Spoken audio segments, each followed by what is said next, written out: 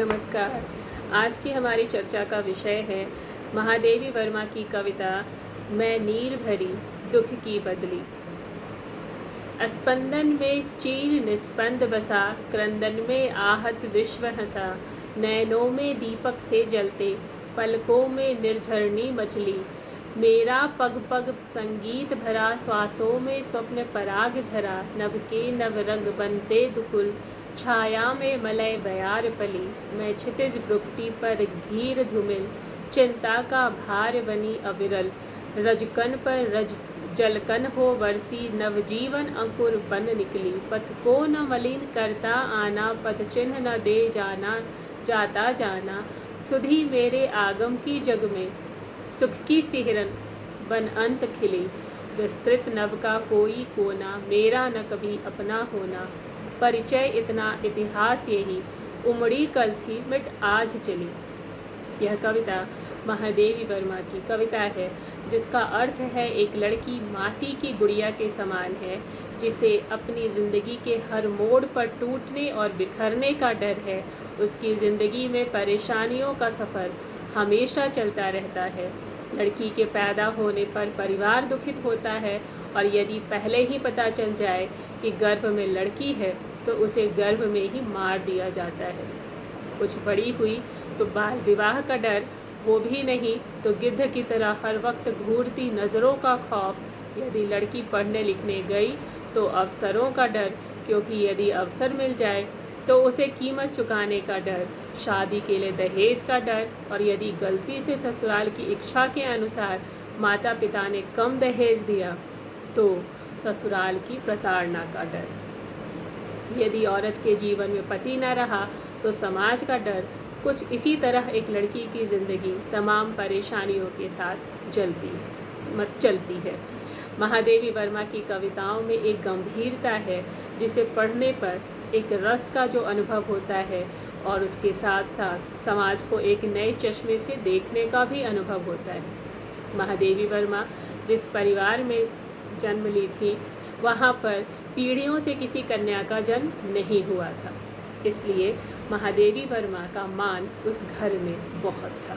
लेकिन उन्होंने जब अपनी कविताएं रची तो जीवन के हर पहलू को, समाज के हर पहलू को अपनी रचनाओं में उन्होंने स्थान दिया।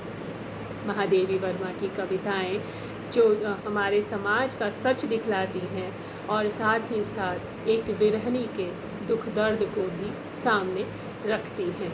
उनकी कविताओं में छायावादी कविताओं का रस और सौंदर्य भी मिलता है, साथ ही साथ स्त्री की स्वाधीनता का भाव भी सामने आता है। स्त्री जीवन की वास्तविक स्थिति भी उन्होंने दर्शाई है। उनके काव्य में जागरण की चेतना के साथ साथ स्वतंत्रता की कामना की अभिव्यक्ति है। दुख की अनुभूति के साथ साथ करुणाबोध है। दूसरे छायावादी कवियों की तरह उन्होंने गीतों की प्रतिध्वनियाँ नहीं सजाई, लोकगीतों की अनुगूंज भी नहीं सजाई। उन्होंने अपने मानस के द्वंद्व को अभिव्यक्ति दी है। उसमें जो लाक्षणिकता है, चित्रमयता है, विविध धर्मिता है, नए बिंब हैं, प्रतीक हैं, इन सब के माध्यम से, इन सब की शक्ति से उन्होंने अपने काव्य को रचा है। मैं नीर भरी दुख की बदली महादेवी की जो यह कविता है, वह यामा काव्य संग्रह में संग्रहित है। कवित्री ने व्यक्तिगत अभावों से जो पैदा होने वाला दुख है, उसके बारे में यहाँ लिखा है। इतना मूल्यवान और अस्पृहणीय यह दुख है कि उसके निरंतर होने की कामना वह करती हैं, और वह कहती हैं कि मैं नीर भरी दुख की बदली हूँ। बदली जल से भरी होती है। बदली का जल अपने लिए नहीं होता, सृष्टि के लिए होता है। वह तप्त विश्व को नहलाती है। बादल विश्व के लिए जल लेकर आता है और पूरे आकाश में छा जाता है। लगता है जैसे पूरा आकाश उसका अपना है, किंतु जल बरसाकर उसका समूचा अस्तित्व समाप्त हो जाता है। उसी तरह करुणाशील व्यक्ति भी संसार में करुणा का जल लेकर आता है। अपने करुणा को वह दूसरों के सुख दुख में बांटता है, खुद बंटता है, और उसका अस्तित्व समाप्त हो जाता है।